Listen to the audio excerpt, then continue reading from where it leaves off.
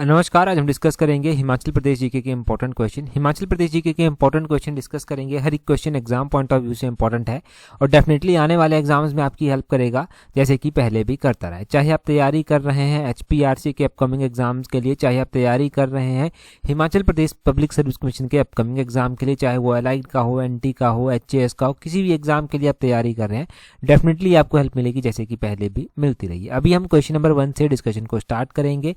बोलते हैं यहाँ पर Kangra is situated in which direction with respect to Mandi district of Himachal Pradesh. तो बोलते हैं कि हिमाचल प्रदेश के मंडी जिले के संबंध में कांगड़ा किस दिशा में स्थित है।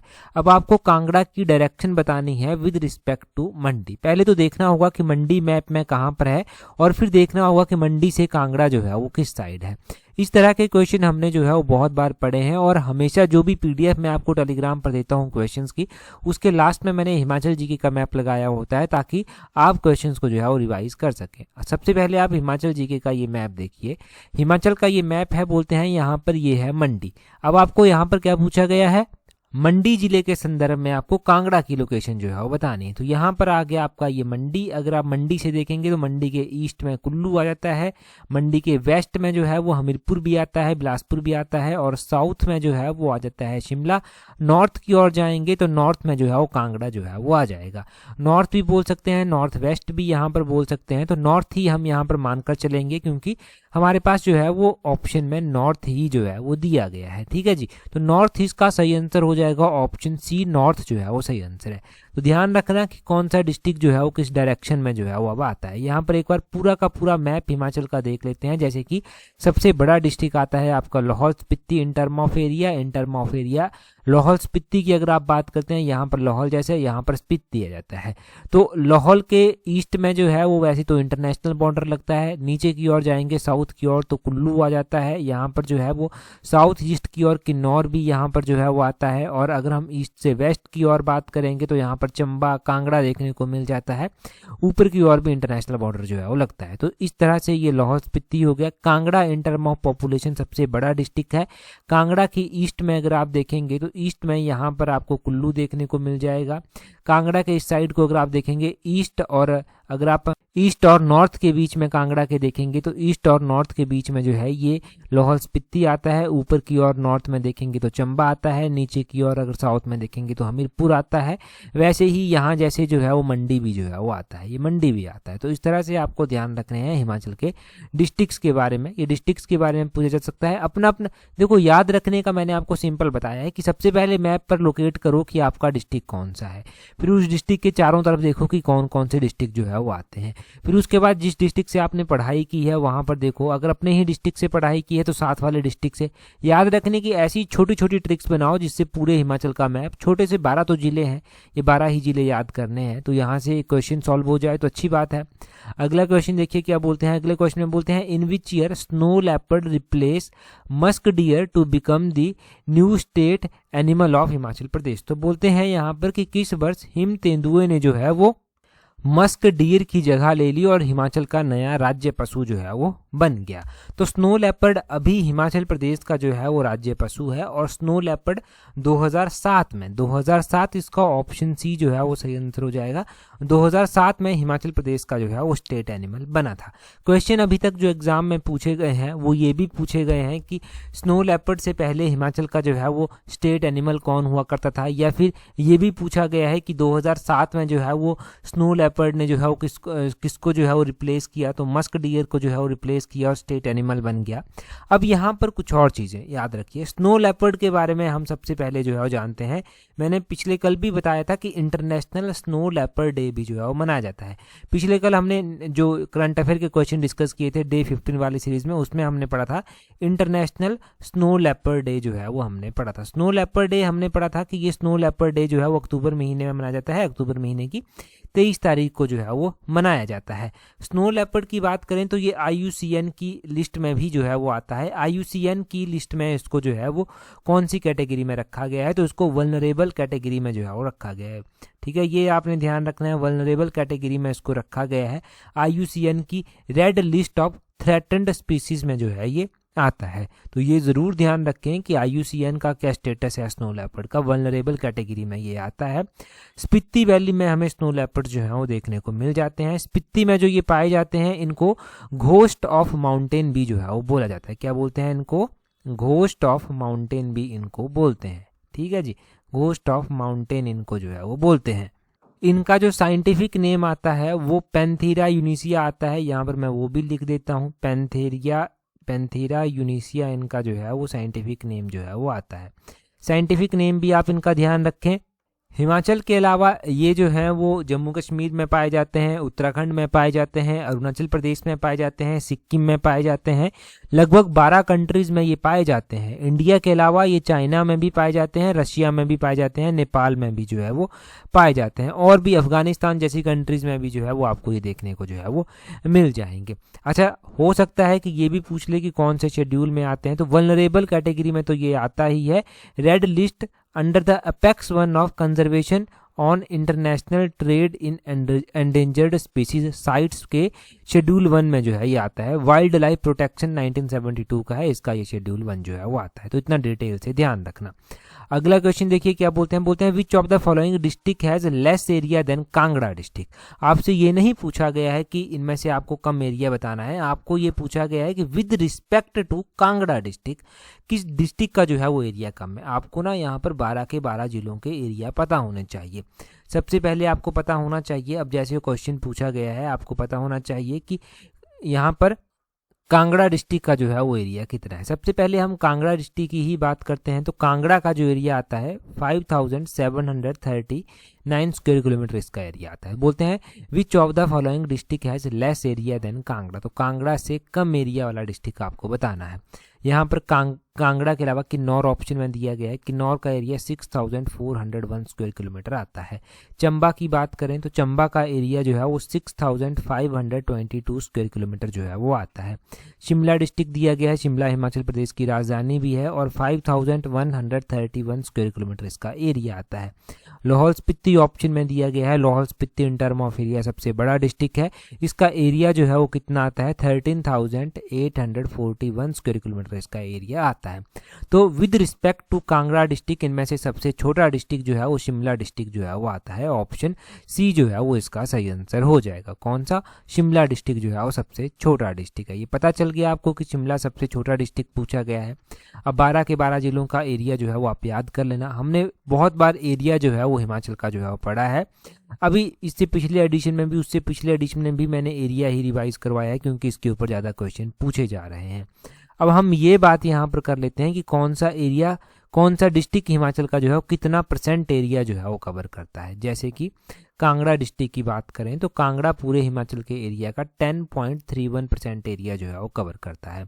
किन्नौर की अगर हम बात करें तो किन्नौर पूरे हिमाचल के एरिया का 11.50% कवर जो है वो करता है। चंबा की बात करें तो ये 11.71% जो है वो पूरे हिमाचल के एरिया का कवर करता है। शिमला की बात करें तो ये 9.22% एरिया जो है पूरे हिमाचल के एरिया का कवर करता है। और अगर हम लाहौल स्पीति की बात करें तो ये 24.86% पूरे हिमाचल के एरिया का कवर करता है। तो इतना सब आपको यहाँ पर जो है वो इसके बारे में ध्यान रखना है कि कौन सा डिस्ट्रिक्ट कितना % एरिया जो है वो कवर करता है। अच्छे से ध्यान रखना। अगला क्वेश्चन देखिए क्या बोलते हैं यहाँ पर।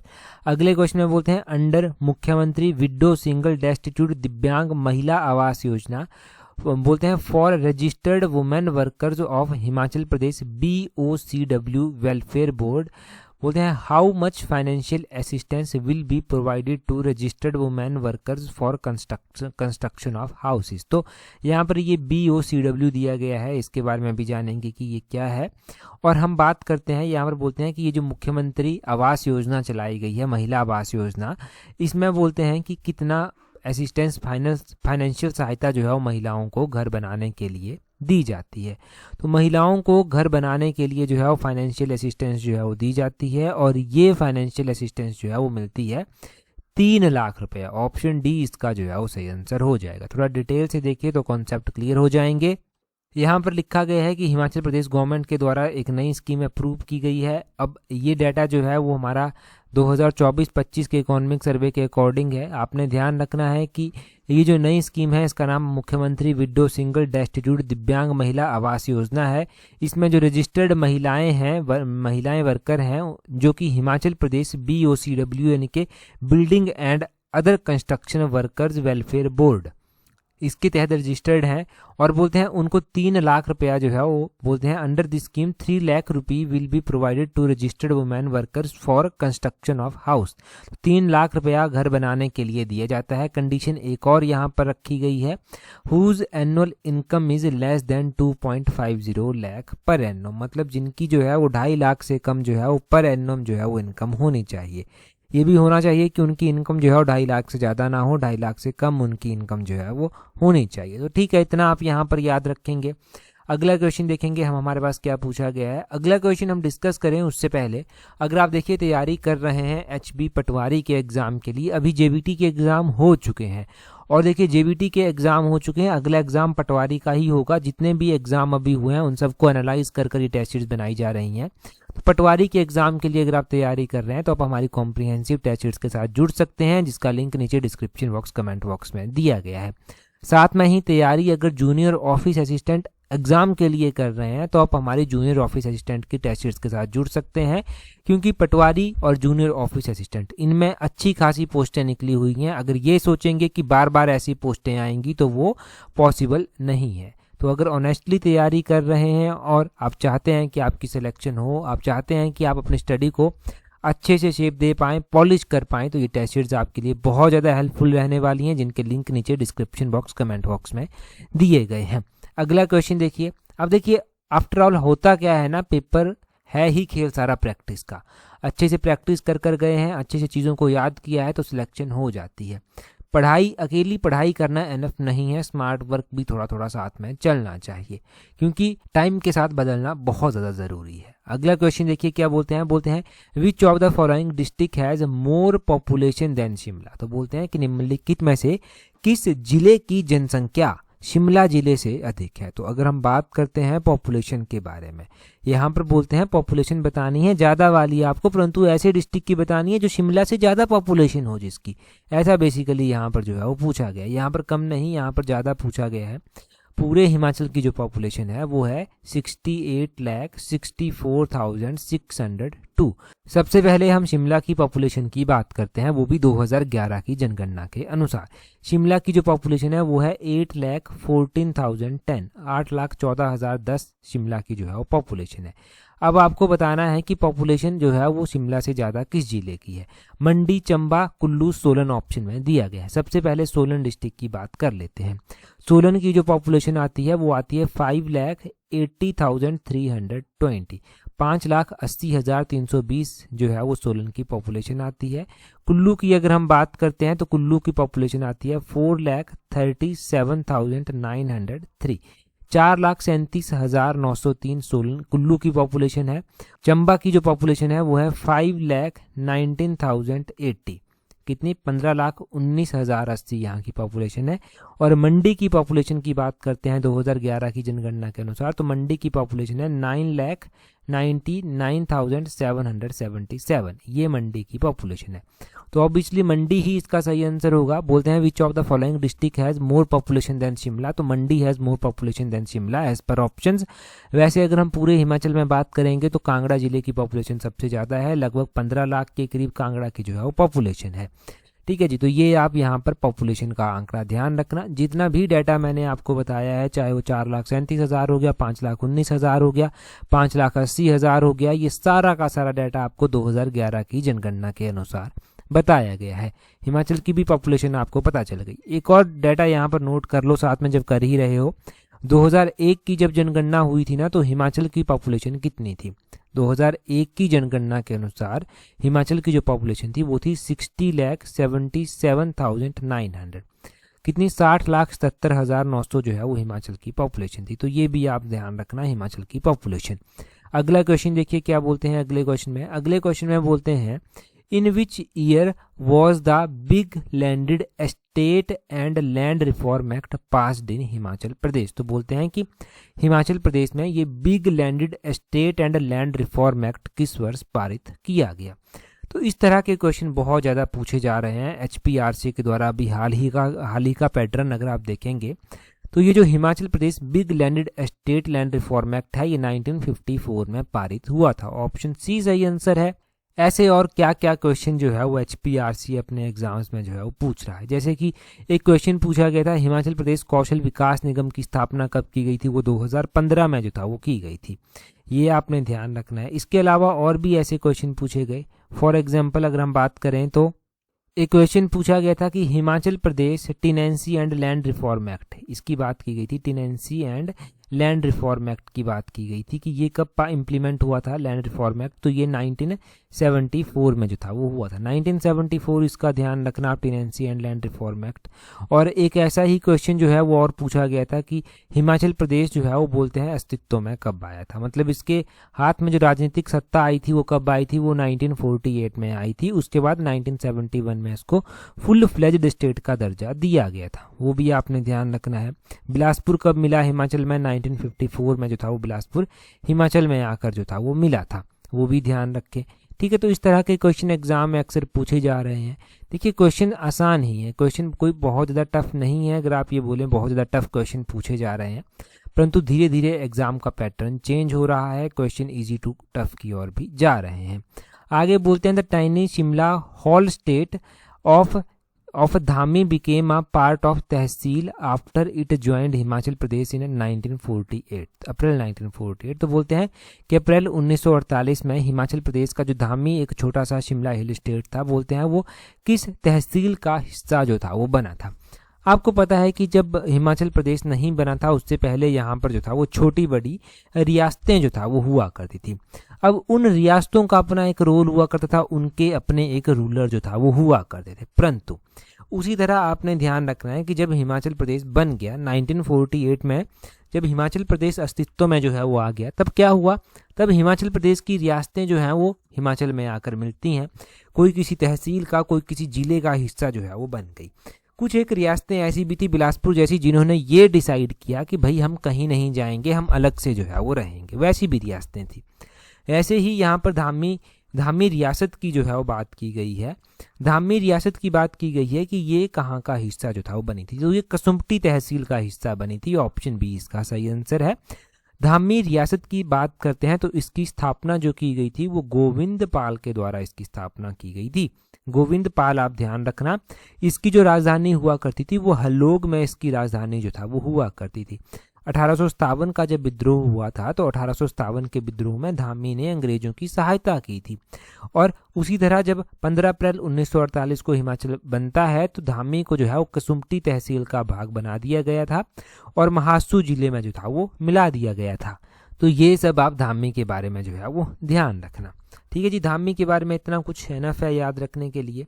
अगला क्वेश्चन देखते हैं हमारे पास क्या बोलते हैं। यहाँ पर बोलते हैं which Muslim king besieged the fort of Nagarkot for 6 months in the latter half of 14th century compelling its ruler to surrender. तो बोलते हैं कि किस मुस्लिम राजा ने जो है वो बोलते हैं 14वीं शताब्दी के उत्तरार्ध में 6 महीने के लिए नगरकोट के किले को घेरा और अपने शासक को आत्मसमर्पण करने के लिए मजबूर जो है वो किया। देखिए अगर हम बात करते हैं मुस्लिम रूलर्स की, तो मुस्लिम रूलर्स अलग अलग टाइम पर जो है वो अटैक करते रहे हिमाचल के ऊपर। पहाड़ी क्षेत्रों को इनके खासकर इनका टारगेट रहता था कांगड़ा, नगरकोट इनका टारगेट रहता था। काफ़ी स्ट्रॉन्ग किला यहाँ का था और काफ़ी पैसा, काफ़ी प्रॉपर्टी इनके पास थी। तो ये बात है जब फिरोज शाह तुगलक के द्वारा अटैक किया गया था। ठीक है, किसके द्वारा, फिरोज शाह तुगलक ने जो था वो अटैक किया था। लगभग बात इसकी ऑप्शन डी सही आंसर हो जाएगा। बात ये 1365 की है। फिरोज शाह तुगलक ने 1365 में आक्रमण किया कांगड़ा पर। कांगड़ा के राजा रूपचंद उस टाइम जो था वो हुआ करते थे और इन्होंने लगभग 6 महीने तक यहाँ पर जो है वो अपना कंट्रोल रखा और कांगड़ा के जो राजा थे उनको झुकना भी पड़ा। फिरोज शाह तुगलक ने ज्वालामुखी मंदिर को भी जो है वो लूटा एक तरह से। यहाँ से वो अंग्रेजी की, हिंदी की जो यहाँ पर फारसी किताबें थी ना उनको ले गया अपने साथ। जो यहाँ पर संस्कृत ग्रंथ थे यहाँ के बेसिकली, चाहे वो किसी भी भाषा में थे, और उनका अनुवाद करवाया गया फिर फारसी भाषा में। इन पुस्तकों को जो है वो फारसी में ट्रांसलेट किया गया और दलील फिरोजशाही नाम जो था वो दिया गया। दलील फिरोजशाही नाम से जो था वो इनका अनुवाद जो था वो किया गया था। तो इस तरह से हुआ था। कांगड़ा पर अटैक लगभग 1009 ईस्वी से ही होते आए हैं। 1009 ईस्वी में महमूद गजनबी ने जो है वो क्या किया, यहाँ पर अटैक जो है वो किया और कांगड़ा का राजा जगदीश चंद उस टाइम हुआ करता था। उसके बाद 1337 में अटैक हुआ, मोहम्मद बिन तुगलक राजा हुआ करता था। और उसके बाद 1365 में अटैक हुआ, फिरोज शाह तुगलक यहाँ का राजा हुआ करता था। ये सब ध्यान रखें। अगला क्वेश्चन देखिए क्या बोलते हैं find out the correct match. यहाँ पर टेम्पल दिए गए हैं, डिस्ट्रिक्ट दिए गए हैं। बहुत ही आसान क्वेश्चन है। अगर आप देखेंगे तो मसरूर रॉक का टेम्पल दिया गया है।